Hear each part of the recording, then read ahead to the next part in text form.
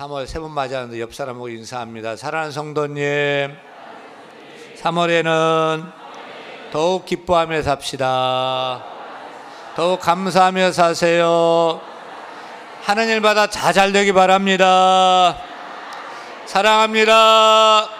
축복합니다. 오늘 설교 제목 따라합니다. 사랑이 필요합니다. 사랑이 필요합니다. 여러분, 사랑은 무엇입니까? 사랑은 도대체 무엇입니까? 어떤 가수는 이렇게 노래하더군요. 사랑이 무엇냐고 물으신다면 눈물의 씨앗이라고 말하겠어요. 정말 그래요? 왜 사랑을 기쁨의 씨앗이라고 하지 않고 행복의 씨앗이라고 하지 않고 왜 눈물의 씨앗이라고 그렇게 가수 나훈아는 노래할까요? 그 다음 소절을 들어보니까 고개가 끄덕여집니다. 먼 훗날 당신이 나를 버리진 않겠지요. 서로가 헤어지면 모두가 괴로우니 울 테니까요. 어제 연습 많이 했어요. 아니, 그렇게 사랑한다면서 만나가지고 버려. 싸우고 울고 헤어져 울고. 결국 사랑은 눈물의 씨앗이다. 헤어지고 눈물의 씨앗이다. 정말 그래요? 사랑은 무엇일까요? 존 셰필드는 시인인데 사랑이라는 제목의 시에서 사랑은 인생의 소금이다고 했어요. 사랑은 소금처럼 들어가는 곳곳마다 맛을 내기 때문인 것 같아요. 그래서 사랑은 인생의 소금이다.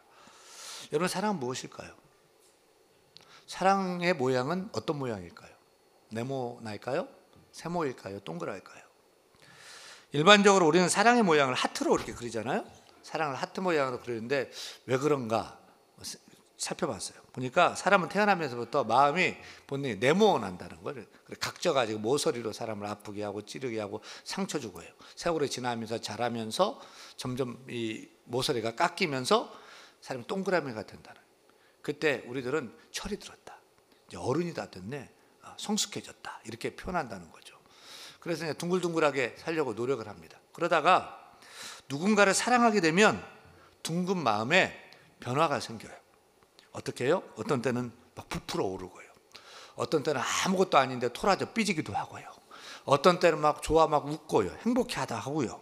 그렇게 사랑을 하면서 이 둥근 마음이 하트 모양으로 변화된다는 거예요. 근데 하트도 밑에 뾰족한 모서리가 있잖아요. 그 모서리로 사랑하는 사람을 찔러 아프게 하는 거예요. 하지만 하트를 자세히 보면 위에 움푹 패인 데가 있어요. 이게 중요한데 이 모서리로 찌르는데 그 모서리도 움푹 패인 곳에서 받아주는 거예요. 안아주고 참아주고. 그래서 사랑한다는 거죠. 어때요? 하트 모양. 설명 듣기만 해도 제가 볼 때는 꽤 은혜가 돼요. 우리가 사랑이 어떤 모양인지, 하트 모양인데 옆 사람 보고 하트 모양을 그리면서 사랑합니다. 사랑합니다. 아멘. 눈 각지게 뜨지 말고 뭐 이렇게 한번 해보실래요? 뭐 이렇게 하시던지. 사랑합니다.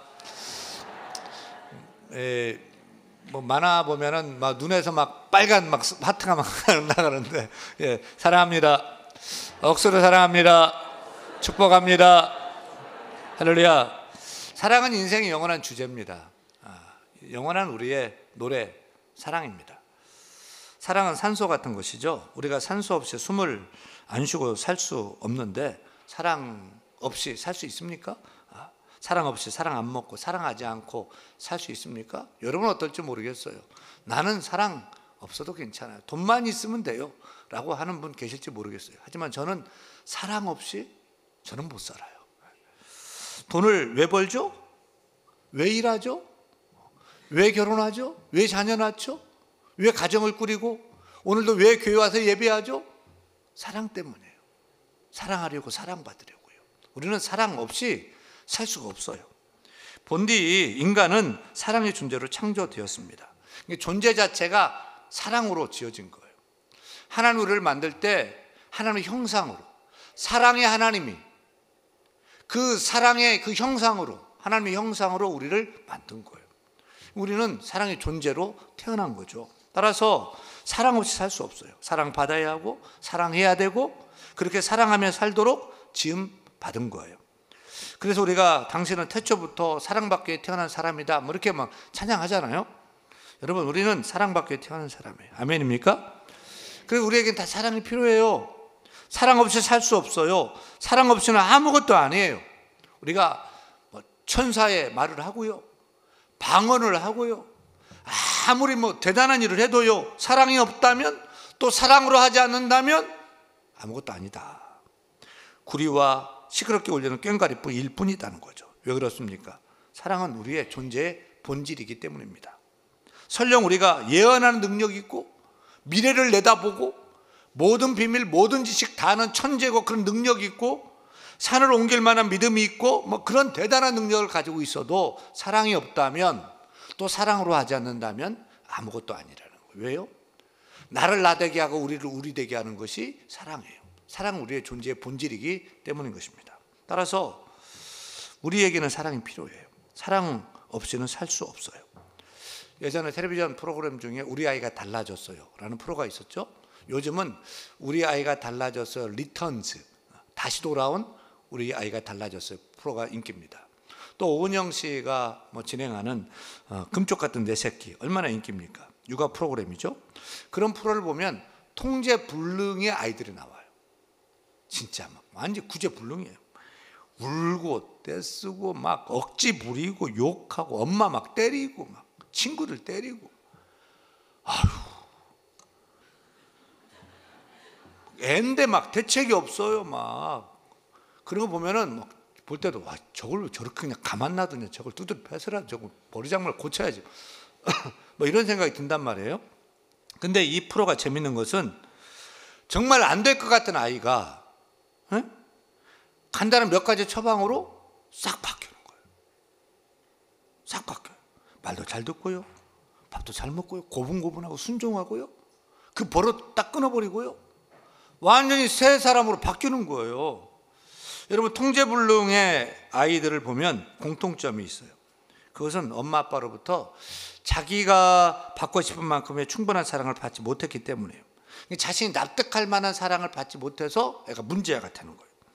엄마 아빠가 그 아이를 사랑하지 않는 게 아니에요. 엄청 사랑해요. 무지 사랑해요. 애써요. 근데 그 사랑이 자기한테 와닿지 않아. 사랑 안 하는 것 같아. 그래 문제아로 자꾸 막 억지 부리면서 구제불능의 통제불능의 아이로 막 되는 거예요. 분명히 부모는 사랑해요. 엄청 애를 써요. 근데 그 사랑이 아이에게 잘 전달되지 않아서 애는 문제가 돼요. 다시 말하면 부모가 사랑을 전달하는 방법을 잘 모르기 때문이에요. 그리고 오은영 씨 같은 전문가들이 그것을 찾아서 처방해요. 그 방법대로 엄마 아빠가 아이에게 시키는 대로 관심을 보이고 또 놀아주고 게임을 하고 말하는 방법들을 좀 바꾸면 신기해요. 애가 바뀌어져요. 그래서 오은영의 매직이라고 그러잖아요. 오은영의 매직. 마술처럼 애가 바뀌는 거야. 아이들 중에는 중독 증세를 보이는 아이들도 있어요. 어떤 아이는 초코우유만 고집하고 그만 먹어요. 다른 거 안 먹어요. 밥도 안 먹어요. 초코우유만 먹는 거, 오로지. 그러니 발육도 안 되고 다른 애보다 키도 적고 부모가 뭐 걱정인 거예요. 어떤 애는 5살인데 스마트폰 게임에 빠진 거예요. 하루 종일 스마트폰 손에 떨어지면 안 돼요. 계속 게임만, 밥도 안 먹어요. 잠도 안 자요. 그걸 제지하면 난리가 나는 거예요. 게임 중독 애가 빠진 거예요. 다른 생활이 안 돼요. 근데 놀라운 것은 그렇게 중독 증세를 보이는 아이도 간단한 몇 가지 처방에 따라서 바뀌어요. 부모가 함께 놀아주고요, 말과 말투를 바꾸자 사랑을 표현해 주니까 달라져요. 그 오은영의 매직은 뭡니까? 다른 거 아니에요. 사랑이에요.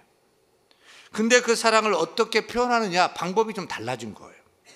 그 표현하는 방법이 아이의 마음에 납득이 되고 부모의 사랑, 엄마 아빠의 사랑이 진심이다 라는 것이 느껴질 때 아이는 달라지고 나쁜 습관도 끊더라고요. 그것은 비단 어린아이들에게만 해당되는 것이 아닙니다. 알코올 중독으로 35년 동안 아내, 애들, 자녀들에게 욕하고 때리던 구제불능의 남편이 있어요. 술만 마시면 아내, 자녀 때리고 욕하고, 그래서 아내와 자녀들로부터 따돌림 당하고 무시당하며 살아요. 제가 볼 때는 회복이 불가능해. 그 사람은 격리시켜야 돼. 가족생활 못해. 근데 전문가들의 도움을 받아서 부부가 함께 가정회복 프로그램에 참여하게 돼요. 거기서 아내는 이 남편이 어렸을 때 엄마가 일찍 죽고 새엄마가 들어왔어요. 새엄마가 학대하고 때리고 상처 엄청 받은 거예요. 그래 이제 결혼했는데 이제 그게 막 드러나는 거죠. 막. 이것을 이제 자녀와 이제 아내가 알고 아빠가 왜 그런지 이해하게 돼요. 불쌍히 여기는 마음을 갖게 돼요. 아내는 남편에게 마음을 열어요. 자녀도 우리 아빠 불쌍해 하면서 꼭 안아요. 눈물 흘려요. 그렇게 끌어안고 울면서 서로에게 얼어붙었던 미움과 고통의 얼음이 봄눈 녹듯이 녹아내리기 시작합니다. 여러분, 술만 마시면 가족에게 소리 지르고 주먹 휘둘러요. 구제불능의 남편의 문제도 보니까 다른 것이 아니었어요. 사랑의 결핍 때문이었어요. 사랑의 결핍. 어렸을 때 어머니로부터 따뜻한 사랑을 받지 못했기 때문에 삐뚤어졌고, 그 삐뚤어진 성격 때문에 아내와 자녀를 막대했고, 그래 사랑받지 못했고, 그래서 그 사랑받지 못하는 외로움을 술로 풀려고 하니까 알코올 중독이 되고, 그 술 때문에 폭력적인 남편이 되고, 버림받은 차라리 없으면 좋겠다는 좋은 아빠라는 그런 소리들 듣게 되고, 그렇게 따돌림을 당할수록 더 외로우니까 술 마시게 되고, 계속 악순환이 반복되었던 거예요. 근데 그 악순환의 고리를 끊는 것이 있죠. 뭐예요? 사랑이었어요. 아내가 남편을 이해하고요, 이제는 자녀들이 아빠 불쌍하다면서 꼭 안고 눈물 흘리는 거예요. 서로 껴안고 눈물 흘리면서 문제가 해결되기 시작합니다. 사랑이 결핍된 그 아빠, 남편에게 사랑이 채워지자 변화되는 거예요. 여러분, 우리에게는 사랑이 다 필요해요. 예외가 없어요. 다 사랑이 필요해요. 우리는 사랑 없이 살 수 없어요. 그것도 충분한 사랑, 많은 사랑이 필요합니다. 남편은 아내를 사랑해야 되고요, 또 아내는 남편을 사랑해야 되고요. 아멘. 부모는 자녀를 사랑하고 자녀도 부모를 사랑해야 돼요. 그래서 사랑으로 채워지는 행복한 가정을 일궈야 돼요. 교회에서도 사랑이 필요해요. 우리가 사는 세상도 사랑이 필요해요. 성도는 교회를 사랑하고 목사님을 사랑하고 저도 여러분을 사랑하고, 그렇게 행복한 사랑으로 채워지는 그런 교회를 만들어가야 할 줄로 믿습니다. 우리 가정도요, 교회도요, 세상도요. 우리가 서로 사랑해 나가면 이 세상 좀 구제불능 같지만 미움, 시기, 질투, 다툼, 분열 사라지고 밥 만나고 살기 좋은 세상 될 줄로 믿습니다. 우리가 사랑해야 돼요. 근데 문제는 우리가 사랑에 서툴다는 게 문제예요. 그 서툰 사랑으로 사랑하니까 사랑한다고 하면서 상처를 주는 거예요. 근데 더 큰 문제는 내가 사랑에 서툴다는 것을 잘 모른다는 게 문제예요. 모르니까 그 사랑을 배우려고 하지 않아요. 여러분, 우리는 사랑을 배워야 돼요. 사랑을 연습해야 돼요. 훈련해야 돼요. 근데 사랑하는 방법을 배우려고 하지 않기 때문에 문제가 큰 거예요. 오늘 말씀 봐요. 그 유명한 사랑장입니다. 전 세계 기독교인이 가장 사랑하는 성경이 어디냐, 무엇이냐 물었더니 1위가 시편 23편 여호와는 나의 목자시니라고 대답을 했고요, 2위가 고린도전서 13장 오늘 사랑장이에요. 사랑 오래 참고 가장 사랑하는 성경이라는 거예요. 우리가 사랑하는 사랑의 시편인 고린도전서 13장은 사랑은 무엇인지, 사랑을 어떻게 실천하고 표현해야 되는 사랑 그 기술에 대해서 구체적으로 가르쳐주고 있어요. 오늘 함께 배우고 연습하고 훈련하고 적용을 하십시다. 여러분, 이제는 사랑이 무엇이냐 물으면 눈물의 씨앗이라고 대답하지 말고 이렇게 대답해 보세요. 고린도전서 13장 4절 7절부터 읽는데 사랑이 무엇인지, 또 어떻게 실천해야 되는지, 또 사랑은 몇 가지나 되는지 헤아리면서 같이 읽습니다. 사랑은 언제나 오래 참고, 사랑은 온유하며 시기하지 않으며, 사랑은 자랑하지 아니하며 교만하지 아니하며 무례행하지 아니하며 자기 유익을 구하지 아니하며 성내지 아니하며 악한 것을 생각하지 아니하며 불의를 기뻐하지 아니하며 진리와 함께 기뻐하고 모든 것을 참으며 모든 것을 믿으며 모든 것을 바라며 모든 것을 견디느니라. 사랑을 몇 가지로 정의하고 설명하고 있어요? 15가지예요. 사랑은 명사가 아니에요. 다 동사잖아요. 사랑 온유하며 시기하지 않으며 오래 참으며 다 동사예요. 사랑은 그렇게 살아야 하는 행동이에요. 생활이에요. 삶의 실천이에요. 사랑 여러분, 사랑을 뜬구름자 로맨틱한 사랑, 환상적인 사랑, 추상적으로 생각하지 마세요. 동사예요. 동사를 힘써 애써 사랑을 연습하고 실천해 나가야 돼요. 15가지를 그대로 한번 도전해 보세요. 오래 참아야 되겠다, 온유해야 되겠다, 도전해 보세요. 미션이에요. 실천해 보세요. 그럼 우리 가정이 달라져요. 부부 사이가 달라져요. 우리 자녀와 부모님 관계가 달라져요. 우리 교회도 사랑을 실천할 때 교회가 밝아지고 달라지고 변화될 줄로 믿습니다. 이 세상도 그렇게 될 줄로 믿습니다. 내가 사랑을 배우고 실천해야겠다, 연습해야 되겠다, 마음을 먹는 순간부터 나 자신부터 달라지는 것을 경험할 수가 있어요. 여러분, 사랑을 배워야 됩니다. 연습하십시오. 훈련하십시오. 실천해 보십시오. 사랑을 15가지로 말하는데 다 일일이 설명을 할 수는 없어요. 오늘 중요한 거 몇 가지만 생각해 봐요. 사랑은 무엇입니까? 어떻게 사랑을 표현해야 됩니까? 사랑은 무엇인지 설명하면서 자주 반복하는 게 있어요. 볼까요? 같이 읽습니다. 사랑은 오래 참고 모든 것을 참으며 모든 것을 견디느니라.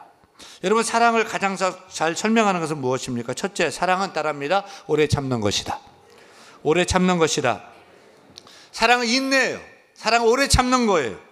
요즘 사람들은 참을성이 많이 약해졌습니다. 나라가 발전하고 잘 살게 되면서 참을성이 없어졌어요. 예전에는 웬만한 일 당해도 참고 막 견뎠거든요.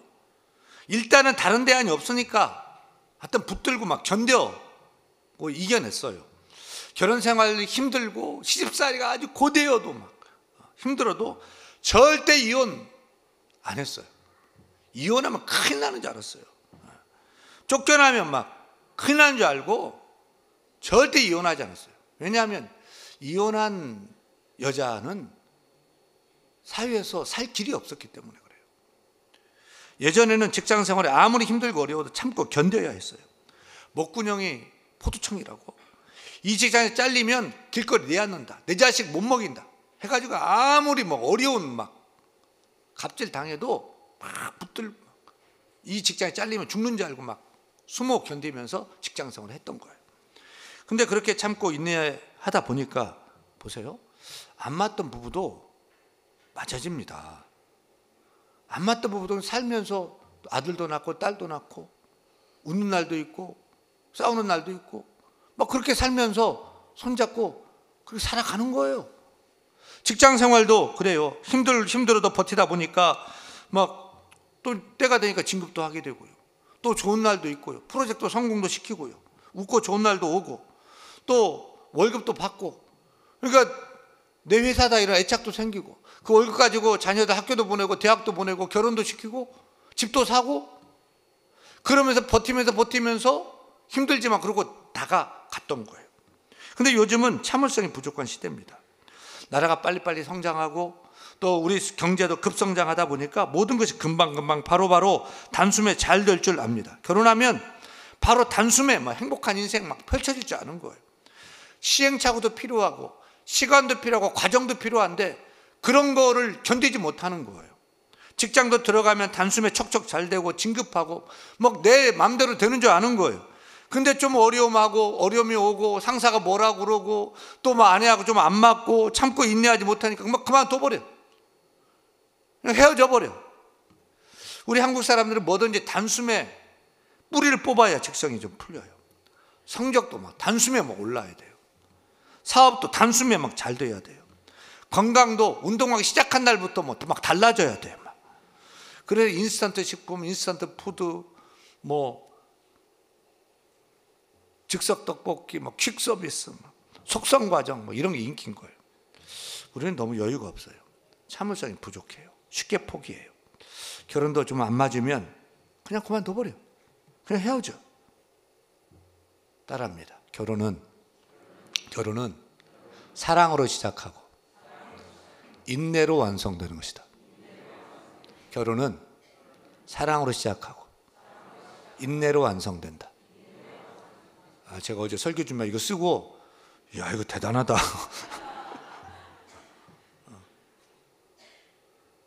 결혼은 사랑으로 시작하고 인내로 완성되는 거예요. 우리 관계는 사랑으로 시작하고 인내로 완성되는 거예요. 사랑은 오래 참는 거예요. 사랑을 오래 참고 모든 것을 참으며 모든 것을 견디느니라. 여러분, 사랑의 완성은 인내에 달려 있어요. 참고 인내해야 돼요. 그게 사랑이에요. 아멘. 그 다음에 사랑은 무엇입니까? 어떻게 실천해야 됩니까? 저는 15가지 사랑의 동사 중에서 우리에게 이것이 필요하다고 생각해요. 둘째, 사랑은 따라하면 무례하지 않는 것이다. 무례하지 않는 것이다. 5절 읽습니다. 사랑은 무례히 행하지 아니하며. 우리는 무례할 때가 많아요. 내가 나이가 많다고, 내가 상사라고, 내가 윗사람이라고, 내가 선배라고, 내가 손님이라고, 내가 갑이라고 하면서 무례할 때가 많아요. 큰 소리치고요. 나이가 많든 적든, 내가 위든 아래든, 손님이든 종업원이든, 배웠든 못 배웠든지 간에 사람에게는 예를 갖춰야 되거든요. 친절해야 돼요. 사람을 귀히 여겨야 돼요. 예의가 있어야 돼요. 최소한의 예의를 갖추고 대해야 돼요. 친절해야 돼요. 그게 사랑이라는 거예요. 부모가 자녀를 대할 때도 마찬가지예요. 내 자식 잘 되라고 말하는 말이지만 무례하면 안 돼요. 부부 사이도 가깝다고 편하다고 무례하면 안 돼요. 부부 사이도 예의가 필요해요. 자녀와도 예의가 필요해요. 선생님과 학생도 예의가 필요해요. 성도와 목사와의 관계도 예의가 필요한 거예요. 만일 상대방의 인격을 무시하고 자존심을 상하게 했다면 반칙한 거예요. 그것이 사실이고 맞는 말이라 할지라도 인격을 무시하고 기분을 상하게 했다면 그건 반칙이에요. 우리는 반칙왕이에요. 저도 예의가 아니에요.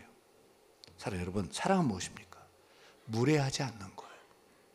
상대방이 누구일지라도 내 속에서 내가 낳은 내 자식일지라도 예의를 지키는 것, 그게 사랑이에요. 셋째, 사랑은 따라합니다. 그냥 덮어주는 것이다. 7절 봐요. 7절. 사랑은 모든 것을 참으며 라고 했죠. 여기서 참으면은 4절에 오래 참다는 헬라어 마크로 듀메오를 사용하는 것이 아니라 덮다, 감추다는 뜻의 스테고라는 단어를 쓰고 있어요. 그래서 사랑은 뭐냐? 덮어주는 거예요. 잘못도 덮어주는 거예요. 실수도 덮어주는 거예요. 허물도 덮어주는 거예요. 사랑은 드러내고 잘못한 거 드러내고 밝히는 게 아니에요. 덮어주는 거예요. 사랑하면 허물도 못 본 척하고요. 잘못을 들었어도 못 들은 척하고요. 감춰주는 거예요. 우리나라 전래 동화 중에 꼬마 신랑 얘기가 있어요. 겨우 8살짜리 꼬마가 부모 뜻에 따라서 10살 많은 큰 누나 갖고 결혼하게 됩니다. 이제 그 색시를 얻게 되는 거예요. 워낙 어리고 철이 없다 보니까 신랑 노릇은 둘째치고요. 맨날 섹시 누룽지 타령하고요. 업어달라고 그러고요. 밤에는 방에서 말타기 시키고요. 그냥 섹시를 엄청 괴롭혀요. 그래서 막 참다 못한 섹시가 시부모님들이 밖에 나가자 너무 화가 나가지고 꼬마 신랑을 들어가지고 초가지 지붕에 올려놔 버렸어요. 옛날에 초가지 지붕은 좀 낮았나 봐요. 하여튼 올려놔 버렸어. 그러니까 막 무섭다고 섹시 내려줘 막 야단 목소리가 막 울면서 떠는데 때마침 집 나갔던 시부모님이 들어와 버린 거예요. 난리 났죠. 깜짝 놀라. 아니 너 아들 왜 거기 있어? 막 그러는 거예요. 그때 그대로 이제 사실대로 말하면 며느리가 큰일 나는 거잖아요. 근데 이 꼬마 신랑 좀 보십시오. 섹시 큰 호박도 할까 작은 호박도 할까 이게 얼렁뚱땅 둘러대 버리는 거예요. 그냥 허물을 덮어준 꼬마 신랑 덕에 며느리가 화 당하지 않고 그날 밤에 꼬마 신랑인데 찐 남편으로 사랑하겠다는 거죠. 그 이후부터. 여러분, 사랑은 무엇이죠? 들추는 게 아니에요. 감춰주는 거예요. 덮어주는 거예요. 사랑 여러분, 우리는 사랑이 필요해요. 다 필요해요. 사랑은 오래 참는 거예요. 아멘. 무례하게 행하지 않는 거예요. 덮어주는 거예요. 우리의 관계가 회복이 되고 가정이 사랑이 넘치고 교회가 사랑이 넘치고 새롭게 되는 그래서 이 밥만 나는 인생, 살만 나는 세상 만들어가는 우리 모두가 되기를 축원합니다. 축원합니다.